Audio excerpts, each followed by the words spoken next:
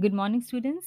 We were discussing a very important topic from Unit 2 Current Electricity, that is potentiometer. In the previous session, we have already learned what is the meaning of a potentiometer, for what purpose do we use it, what is its circuit arrangement, and how do we make use of it to find out EMF of the cell. We have also learned one of its applications, that is how do we use a potentiometer to compare EMF of the two primary cells.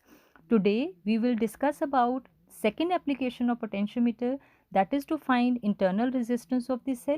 Instead of that, along with that, we will also learn about some of the numerical questions that you may be asked in your examinations about potentiometer. So let us begin. So we are going to first of all find internal resistance of the cell using potentiometer. Students, we have already learnt in your previous syllabus the meaning of internal resistance of the cell. तो जब भी कोई cell को हम circuit में connect करते हैं तो वो सर्किट में सेल अपने करंट को फ्लो कराने की हेल्प करता है, तो और उस टाइम पे उस सेल के अपने इलेक्ट्रोड्स, इलेक्ट्रोलिटिक सॉल्यूशंस, वो चीज़ें भी सर्किट को कुछ रेजिस्टेंस ऑफर करती हैं, and that resistance we call as internal resistance of the cell.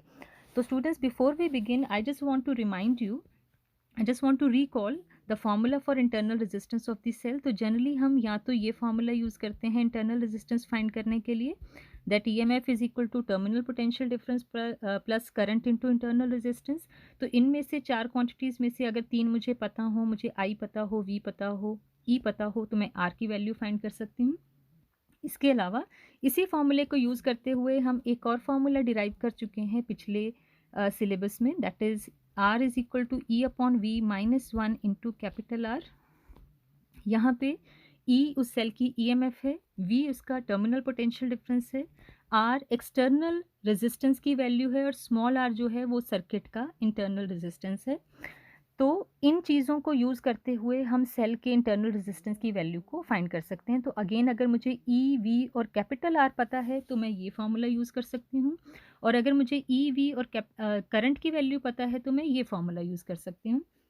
So I'm going to make use of this second formula in this particular question for finding internal resistance of the cell. So let us begin. How do we make use of potentiometer for finding these values? So let us begin.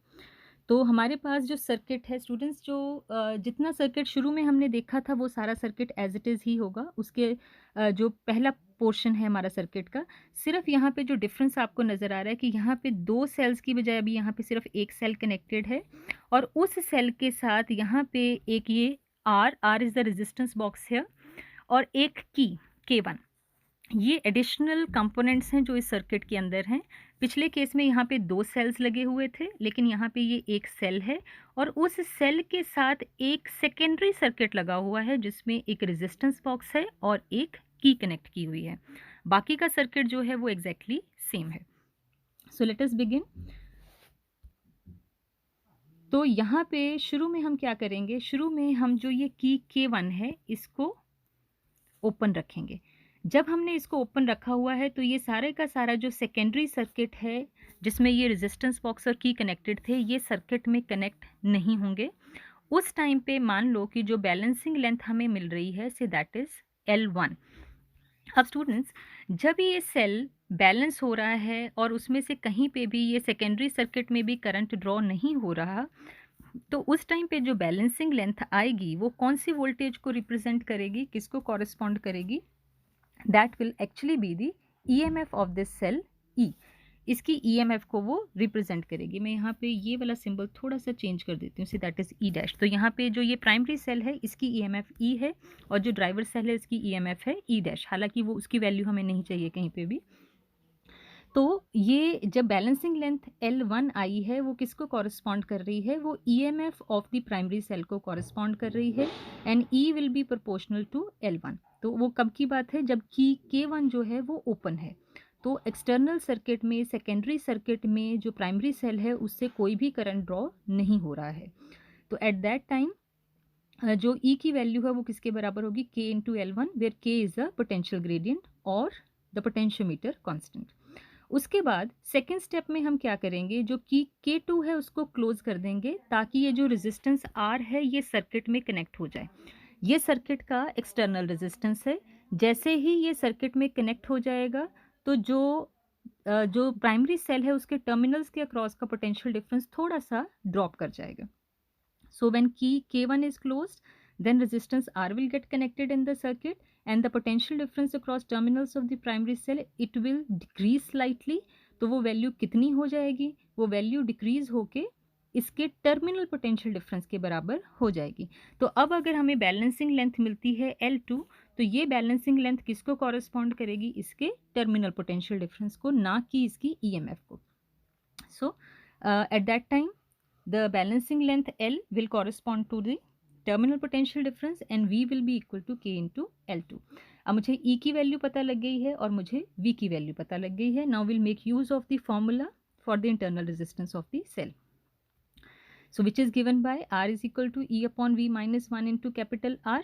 अब हम equation 1 और 2 को use करते हुए E upon V की value जो है उसको फाइंड करेंगे and then we will be able to find out the value of capital R, क्योंकि जो वैल्यू ऑफ स्मॉल r, क्योंकि कैपिटल R जो है वो सर्किट में हमने खुद ही कनेक्ट किया है। So we already know about the value of capital R. So using equation 1 and 2 we have E upon V equal to L1 upon L2. So R is equal to L1 upon L2 minus 1 into capital R. तो ये value जो है that will give us the value of the internal resistance of the cell. Okay students? Okay students, now next we'll discuss about some of the practice questions of the topics that we have already learnt. So let us see question number 1, which says that in a potentiometer arrangement, a cell of EMF 1.25 volt gives a balance point at 35 centimeter length of the wire. If the cell is replaced by another cell and the balance point shifts to 63 centimeter, what is the EMF of the second cell? Now students, what we already know is the potential difference across any length of the wire is directly proportional to length. तो जैसे जैसे length की value बढ़ती है वैसे वैसे जो potential difference है उसके अक्रॉस वो भी बढ़ता है। तो क्योंकि वो बैलेंसिंग लेंथ है, इसका मतलब कि जिस प्राइमरी सेल की EMF हम मेजर करने की कोशिश कर रहे हैं तो ऑब्वियसली उसकी EMF भी बड़ी होगी। तो अगर 1.25 वोल्ट के ऊपर जो बैलेंस पॉइंट है वो 35 सेंटीमीटर पे आ रहा था और दूसरे सेल के लिए जो बैलेंस पॉइंट है वो 63 सेंटीमीटर पे आ रहा है, तो इसका मतलब क्या हो गया कि जो सेकंड सेल है डेफिनेटली उसकी EMF पहले सेल से ज़्यादा होगी, लेकिन कितनी होगी that we are going to make use of. Now students, जो फर्स्ट एप्लीकेशन हमने डिस्कस की थी पोटेंशियोमीटर की, that was to compare the EMF of two cells. तो हमें क्या पता है E1 अपॉन E2 की वैल्यू जो है वो किसके बराबर होती है? L1 अपॉन L2 के बराबर होती है। Now we already know the value of E1, वो हमें दी हुई है। E2 की वैल्यू हमें नहीं पता है, लेकिन हमें L1 और L2 दोनों की वैल्यू बताई हुई है। So what we want to find is we want to find out the value of E2। तो E2 की वैल्यू क्या होगी? That will be equal to E1 into L2 upon L1। तो इसका मतलब E2 will be equal to E1 जो हमें कितना दिया हुआ है 1.25 इंटू L2। L2 यहाँ पे कौन सा है? जो सेकंड सेल जिसकी EMF E2 थी उसकी बैलेंसिंग लेंथ वो कितनी है 63 डिवाइडेड बाय जो फर्स्ट सेल है उसकी balancing length that is equal to 35। तो ये सारी वैल्यू को आप सिंप्लीफाई कीजिए, वो जितना भी आंसर आ जाएगा that will be the EMF of the second cell, जो कि 1.25 से डेफिनेटली ज़्यादा होगी। Alright, now let's move on to the second question. The second question states two primary cells of EMF E1 and E2 so that E1 is larger than E2 are connected to potentiometer wire AB as shown in figure in the combinations 1 and 2. Now ये यहाँ पे बेटे dotted line show की है, यानी कि ये permanent connection नहीं है, आप अपनी मर्जी से कनेक्शन दे सकते हो या रिमूव कर सकते हो। तो फर्स्ट सिचुएशन में किस तरह से कनेक्ट करना है कि पहले वाले सेल का नेगेटिव दूसरे वाले सेल के पॉजिटिव से कनेक्ट करना है और उस टाइम पे ये सर्किट जो है वो क्लोज करना है। और सेकंड सिचुएशन में क्या करना है, ये वाले सर्किट को हटा देना है और अब यहाँ पे दोनों सेल्स के नेगेटिव आपस में कनेक्ट करने हैं और उसको सर्किट में कनेक्ट करना है।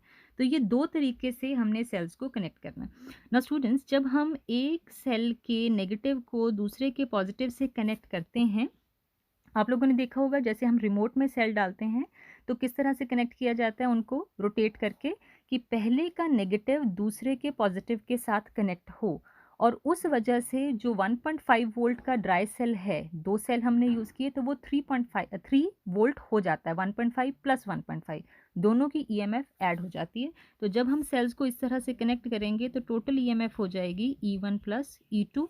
और दूसरी सिचुएशन में जब हम उनके लाइक टर्मिनल्स को आपस में कनेक्ट कर देंगे, चाहे दोनों पॉजिटिव आपस में कनेक्ट किए हों या दोनों नेगेटिव, तो उनकी ईएमएफ जो है वो एक दूसरे को कैंसिल करने की कोशिश करेगी। अब यहाँ पे क्योंकि E1 ग्रेटर दिया है तो नेट ईएमएफ बचेगी E1 माइनस E2, इस तरह से। तो अगर हमारे पास पहली सिचुएशन में बैलेंसिंग लेंथ आती है L1 तो वो किसको कॉरेस्पॉन्ड कर रही है, E1 प्लस E2 को। और दूसरी सिचुएशन में जो बैलेंसिंग लेंथ आ रही है L2 वो किसको कॉरेस्पॉन्ड करेगी, E1 माइनस E2 को। सो इस सिचुएशन में शुरू में अगर मान लो कि बैलेंसिंग लेंथ है L1 तो E1 प्लस E2 की वैल्यू किसके प्रोपोर्शनल होगी, L1 के प्रोपोर्शनल होगी।